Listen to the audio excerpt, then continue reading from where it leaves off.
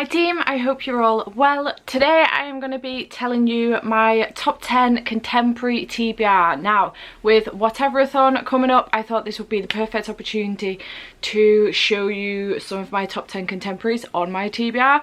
Most of these are romance, but not all of them.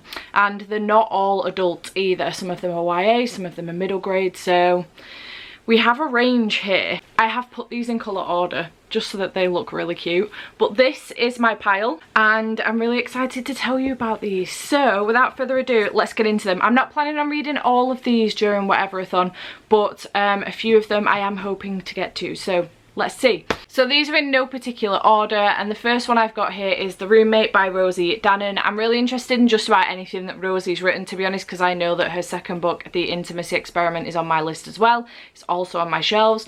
But this one is following Clara Wheaton, who is the consummate good girl, overachieving, well-mannered, utterly predictable. When her childhood crush invites her to move cross-country, the offer is too good to resist. Unfortunately, it's also too good to be true. Suddenly, Clara finds herself sharing a house with a charming stranger.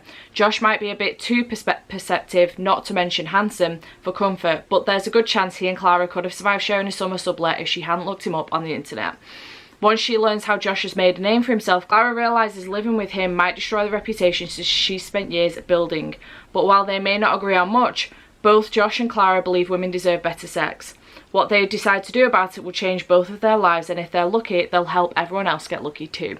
It sounds so interesting and I'm really here for it, so yeah, very excited about this one, and then I can get on to The Intimacy Experiment as well. Then I have Meet Cute Diary by Emery Lee. This is not out yet. I will leave the date here for those of you that are interested when this comes out in the UK, and this is a fresh Own Voices rom-com about a transgender teen's first real love. Noah is behind the popular blog Meet Cute Diary, which documents trans meet cutes, but Noah has a problem. He made all the stories up to give other trans teens hope, and now an online troll is calling the diary fake. To defend his blog's honour, Noah starts fake dating Drew, who seems like the perfect guy. But as Noah falls for Drew, he meets Devin. Devin is awkward and geeky, but Noah can't deny their spark. With the Meet Cute Diary hanging in the balance, Noah will have to choose between following his own guidelines for love or following his heart. This sounds really adorable, and I'm so here for it. So thank you to Harper360 for sending me a copy of this one. I really appreciate it. And how cute is this cover? So here for it. This is compared to You Should See Me in a Crown, Felix Ever After, and I wish you all the best. I really enjoyed You Should See Me in a Crown and Felix Ever After, so I'm really looking forward to this one. Then we have Kiss My Cupcake by Helena Hunting. This will be the 5th book that I've read by Helena Hunting, and I really enjoy her writing style. I'm obsessed with it, so I'm looking forward to this one massively. This is following Blair Calloway, who has planned every Instagram-worthy moment of her cupcake and cocktail shop launch down to the tiniest detail. What she didn't plan on, Ronan Knight and his old school sports bar next door opening up on the very same day. He may be super swoony, but Blair hasn't spent years obsessing over buttercream and bourbons to have him ruin her chances of success. From axe throwing, his place, to frosting contests, hers, Blair and Ronan are constantly trying to one-up each other in a battle to win new customers. But with every clash, there's also an undeniable chemistry. When an even bigger threat to their business comes to town, they're forced to call a temporary timeout on their own war and work together. And the more time Blair spends getting to know the real Ronan, the more she wonders if it's possible to have her cupcake and eat it too. I am living for this, I'm so excited. Obviously a lot of these are romance, and quite a few of them are adult romance, but I'm really living for this. I cannot wait, and I'm so excited that it's including like a cupcake and cocktail bar. That sounds right up my street, to be fair, so I'm really hyped for this one. Then we have Accidentally Engaged by Farah Heron. I am hyped for this one because I think this is fake dating, so I'm really excited. All Is Fair and Love and Baking, another baking one. This seems to be like a really hyped thing this year, I think. When it comes to bread, Rena Manji knows exactly what she's doing. She treats her sourdough starters like somewhat unruly children. But when it comes to Rena's actual family and their constant meddling in her life, well, that recipe always ends in disaster. Now Rena's parents have found her yet another potential good Muslim husband. He's the perfect mouth-watering temptation and completely ruined by the unwelcome side dish of parental interference. Rena refuses to marry anyone who works for her father. She won't be attracted to Nadim's sweet charm or gorgeous lopsided smile. That is, until the baking opportunity of a lifetime presents itself. A couple's cooking competition with the prize of her dreams. Rena will do anything to win, even asking Dean to pretend they're engaged, but when it comes to love, baking your bread doesn't always mean you get to eat it too. I am so here for these. So that's the second one now with food involved. And I'm living for it. So very excited about these. I'm also loving the colours of these covers as well. So bright. The next one is an oldie, but I believe a goodie. It's not that old, to be fair, but considering I haven't read it yet and considering how much I want to read it, it's deemed, oh, it's kind of an oldie, 2016. But this is a contemporary book pick for July and August. So I will be picking it up very, very soon. And that's The Hating Game by Sally Thorne. I don't know how I've not picked this up yet. I've heard such good things about it as well. I actually don't think I've heard anything bad about this one, so I'm really excited about it. Nemesis. 1. A long-standing rival and arch enemy. 2. A person's undoing. 3. Joshua Templeman. Lucy Hutton, baker of cakes. Again! Lucy Hutton, baker of cakes, charming assistant and professional nice girl is waging war. She's got the whole office on her side, except for tall, dark and charmless Joshua Templeman. He's been nothing but hostile since the moment they met, and now it feels like nothing matters as much as taking him down. Trapped together under the fluorescent lights, they become entrenched in an addictive rivalry. There's the starting game, the mirror game, the HR game. Lucy can't let Josh beat her at anything, especially when a huge promotion comes up for grabs. Finally, she's going to destroy the man she can't seem to get out of her office. The man she hates. The man who's taken up far too much space in her head. If Lucy wins, she'll be Josh's boss. If she loses, she'll resign. The race is on, but the real games have only just begun. It sounds really, really good. What's going on with all the baking cakes, though? So yeah, I've heard incredible things about this one and I'm really looking forward to it. And we have one that I am really, really, really hoping to get to in June because I think it's just going to be perfect considering I am one of the captains for Camp Contemporary, and also it is Pride Month, and that is Camp by Elsie Rosen. This is like the most perfect thing ever. I have to pick this up in June, right? This is 16-year-old Randy loves spending the summer at Camp Outland, a camp for queer teens. It's where he met his best friend, it's where he takes to the stage in a big musical, and it's where he fell for hunky Hudson Aronson Lim, who's only into straight acting guys and barely knows Randy even exists. This year though, it's going to be different. Randy has reinvented himself as Del, buff, masculine and on the market. Even if it means giving up show tunes, nail polish and his unicorn bedsheets, he's determined to get Hudson to fall for him. But as he and Hudson grow closer, Randy has to ask himself how much he's willing to change for love, and is it really love anyway if Hudson doesn't really know who he truly is. So I'm really looking forward to this one. It sounds really good. Yeah, I'm really, really hyped to this one. It sounds so good and really cute as well, but it also sounds really, you know, coming of age, like Randy's gonna find himself and really realise that if you change yourself and you're acting like a different person to get someone's attention, it's not going to end well for you. Never ever going to end well for you. So yeah, really looking forward to this one.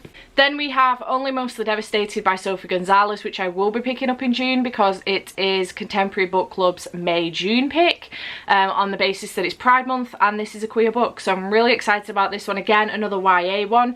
This is Ollie falls for Will over the holidays, but once summer has ended, Will stops texting back. Enrolled at a new school, Will's school, Ollie finds that the affectionate and comfortably queer guy he knew from summer isn't the same one attending Collinswood High. This version of Will is a class clown, a baseball jock and, well, a bit of a jerk.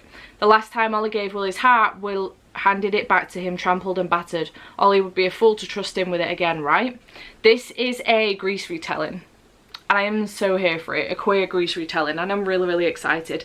I started this actually a while ago, put it down and just didn't go back to it. It's a me problem, not the book's problem, but I'm really excited to give this another go in June, so I cannot wait to start this one and then discuss it with my book club as well. So I'm really hyped about this one. Then we have a queer middle grade, contemporary middle grade, and that's Starcrossed by Barbara D. I heard about this one from Chelsea Dolan Reads, actually, who I'll leave a link to her channel down below. But I found out about this one on her channel, and this is following 13-year-old Matty.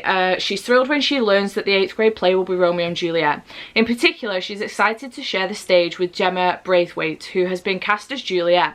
Gemma is brilliant, and Matty starts to see her as more than just a friend, even though Matty has also had an on-off crush on her classmate Elijah since, well, forever.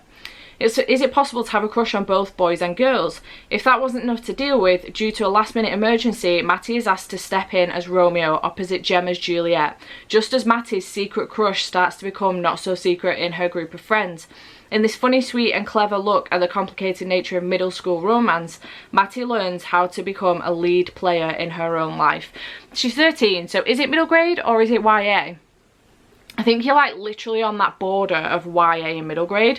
But yeah, I'm really excited about this one. It sounds so cute, so I am here for this one. We're on the last two, guys.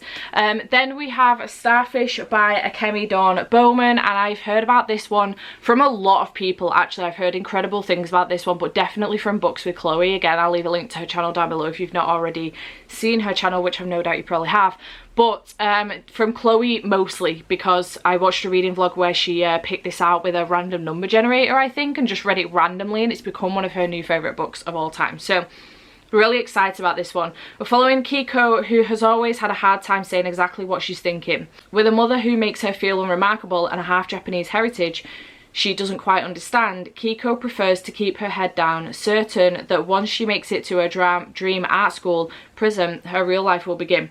But then Kiko doesn't get into prison. At the same time, her abusive uncle moves back in with her family. So when she receives an invitation from her childhood friend to leave the hood small town and tour art schools on the west coast, Kiko jumps at the opportunity in spite of the anxieties and fears that attempts to hold her back.